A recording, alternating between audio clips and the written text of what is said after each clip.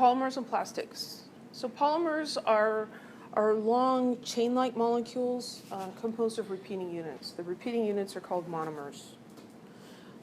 There are natural polymers and synthetic polymers. Your body is full of natural polymers. Starches, proteins, and DNA are all examples of natural polymers. Synthetic polymers we often refer to as plastic. Includes PVC, styrofoam, nylon, and plexiglass. Polymer molecules are durable because the molecules are long, and a longer molecule is going to have stronger intermolecular forces. If you're taking a polymer and you're trying to tear it or break it, you're going to either have to break the intermolecular forces or the covalent bonds. And so they tend to be more durable. They're going to have higher melting and boiling points than the individual molecules that make them up. So polyethylene is the simplest synthetic polymer. So the monomer, the repeating unit, is ethene or ethylene. It's got two names. I'm sorry for that, but I can't do anything about it. We learned to call this ethene because it's got two carbons and it's got a double bond. So that's ethene. Ethylene is the more common name. So you take a bunch of these and stick them together. You get CH2, CH2, CH2. You get a polymer, and it's called polyethylene because there are many ethylene units. This is an addition polymer because when you stick these together, you don't lose any of the atoms. You're losing the double bond, but that's not an atom. So the double bond is getting replaced with bonds to the neighboring monomers. Two broad categories of polyethylene are high density and low density polyethylene. And the difference between them is how much branching there is in these polymer molecules. So this molecule here has no branching, but you can polymerize this in a way that you may have branches sticking off, like little branches on a tree. When there's when there's no branching, the chains can line up and get very close together. You're going to have stronger intermolecular forces, so you'll have higher density, good strength, and good heat resistance.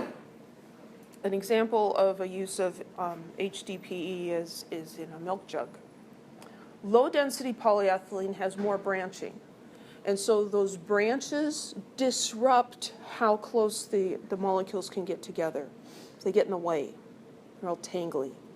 If you think of putting a bunch of I don't know, like grape steaks. Do you guys know what grape steaks are? No. I live in Reedley. Long skinny poles, bamboo poles. You can nest them, you can get those really close together, right? Because they're all long and skinny and straight. Now think about, cutting branches off of a tree and they've got all these other branches sticking out. And you can't get those very close together because they interfere with each other. That's what low density polyethylene is like. So we get a lower density because they can't get as close together, and the strength of it is lower, and also the heat resistance lower because your intermolecular forces are lower. And so an example use of those are common plastic bags. Any questions about polyethylene?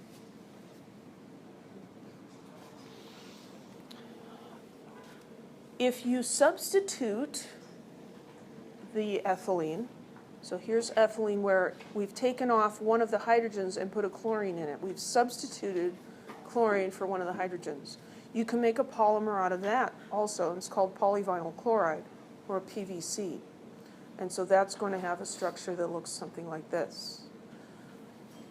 And that's going to have different qualities than polyethylene. Big use for PVC is certain kinds of pipes and plumbing fixtures. Copolymers are polymers in which you have two different monomers. They're not the same.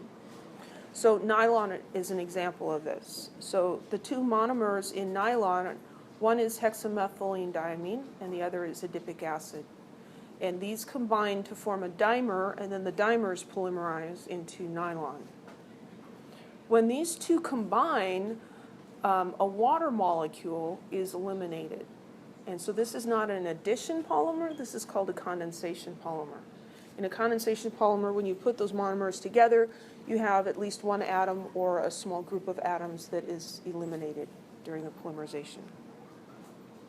And then here's just a table from your textbook showing some different kinds of polymers. These are addition polymers, and these are condensation polymers. And these are things that we use in our everyday lives and really depend on. The chair that you're sitting on is made out of some sort of a polymer. Any questions?